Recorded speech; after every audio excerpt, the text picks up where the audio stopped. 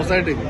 Cinema బాగుందనో లేదు కానీ ఒక మెసేజ్ లేదు, ఎంటర్టైన్మెంట్ కానీ. బట్ ఈడైతే డిఫరెంట్గా సూపర్ స్టార్స్కి ఒక మెసేజ్ ఇచ్చాడు. సూపర్ స్టార్స్ ఎవరైతే ఉన్నారో అందరూ ఇండియాలో కానీ వరల్డ్ వైడ్గా కానీ వాళ్ళకి ఆ టికెట్ డబ్బులు ఎక్కడి నుంచి వస్తున్నాయి, వాళ్ళకి ఆ స్టార్డమ్ ఎక్కడి నుంచి వచ్చింది ఒక అనేది బాగా చూపించాడు. ఆ పాయింట్ ఆఫ్ వ్యూ చాలా బాగుంది సినిమా. ఫ్యాన్ బై బయోపిక్ భయ్యా, ఒక ఫ్యాన్ బై బయోపిక్ అనుకున్న కాడికి స్టార్స్ అనే వాళ్ళు ఎక్కడి నుంచి వచ్చారు?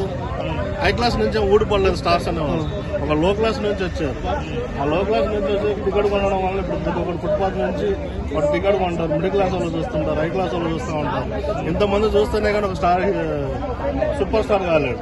సో ఆ సూపర్ స్టార్ అనేవాడు ఎక్కడి నుంచి ఎలా వచ్చాడని సినిమాలో మంచి మెసేజ్ ఇచ్చాడు.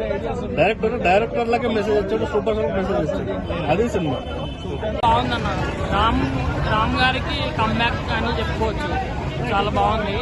స్టోరీలోకి వెళ్తే స్టోరీ మొత్తం చెప్పకుండా, ఫస్ట్ హాఫ్ సెకండ్ హాఫ్ అని చెప్పకుండా, ఒక హీరోకి తన ఫ్యాన్ ఉన్నాడని తెలిసే విధంగా ఆ సినిమా ఉంది. లాస్ట్కి వచ్చేసరికి ఏమవుతుందంటే తన ఫ్యాన్ హీరోకి ఉన్నాడన్నట్టు తెలుస్తుంది అనమాట. బాగుంది మూవీ. అది అభిమానం.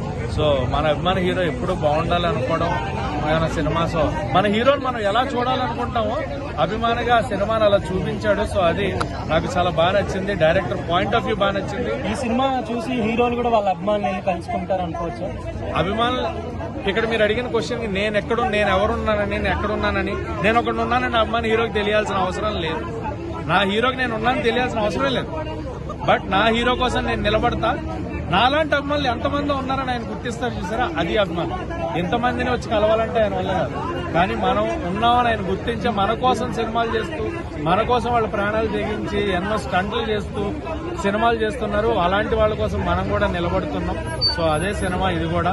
అండ్ రామ్ కి అయితే నాకు తెలిసి గుడ్ కమ్బ్యాక్ ఫిలిం ఇది. చాలా సెటిల్డ్ పెర్ఫార్మెన్స్. మామూలుగా రామ్ కొంచెం ఓవర్ యాక్టింగ్ ఇలా ఉంటుంది, బట్ చాలా సెటిల్డ్ పెర్ఫార్మెన్స్. అండ్ నాకు ఉపేంద్ర గారు రామ్ కనబడలేదు, నాకు సూర్య సాగర్ కనిపించారు. ఆ క్యారెక్టర్ లో అక్కడ సూర్య ప్లేస్ లో నా హీరోని, సాగర్ ప్లేస్ లో నన్ను ఊహించుకుని కూడా చూసిన కొన్ని సీన్స్ ఉన్నాయి, కొన్ని ఎక్స్పీరియన్సెస్ ఉన్నాయి. చూస్తూ అరే నా హీరో కోసం నేను చేశా కదా అన్న ఫీల్ నాకు వచ్చింది కదా. అలా ప్రతి ఒక్క అభిమాని కనెక్ట్ అవుతాడు అన్న ఈ సినిమాకి. సో ఖచ్చితంగా అభిమానులు థియేటర్ లో చూసి తన అభిమాన హీరోని ఎలా చూడాలనుకుంటున్నారో చూసే ఫిల్మ్. అండ్ మెయిన్ గా భాగ్యశ్రీ బోర్సే గారు మంచి క్యారెక్టర్ సెలెక్ట్ చేసుకున్నారు. అండ్ నాకు confidence that you are going to be in some other heights in future.